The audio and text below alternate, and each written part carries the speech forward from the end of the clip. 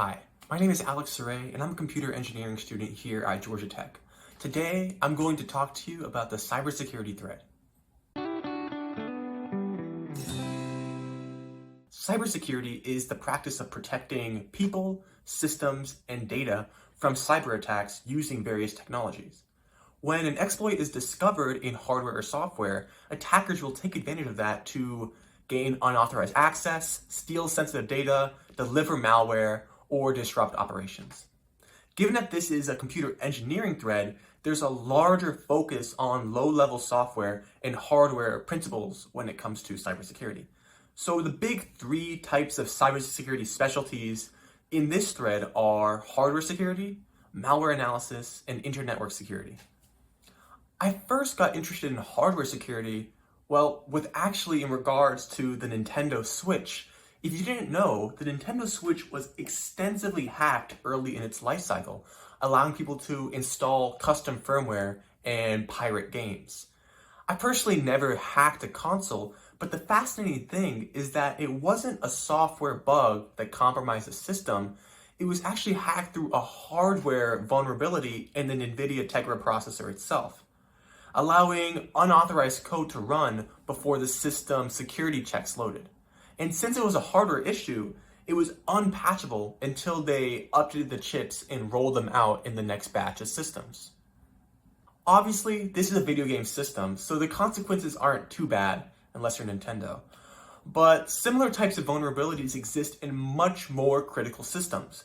For example, the Spectre and Meltdown exploits revealed serious flaws in modern processors, which allowed attackers to leak sensitive data like passwords and encryption keys. And even on processors that don't have heavy exploits, attackers can still grab secrets through hardware side channels. The big question we're answering is, how can we design hardware such that it's secure from attacks and exploits? Malware is essentially software that was designed to do something malicious on a system, which could be stealing data, disrupting operations, or gaining unauthorized access. One of the more famous malwares you may have heard of is the WannaCry ransomware, which affected hundreds of thousands of computers in 2017.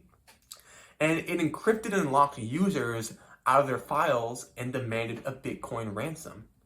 In malware analysis, we're dissecting malware, so we're often looking at the assembly code or sometimes even the machine code to really see what's going on.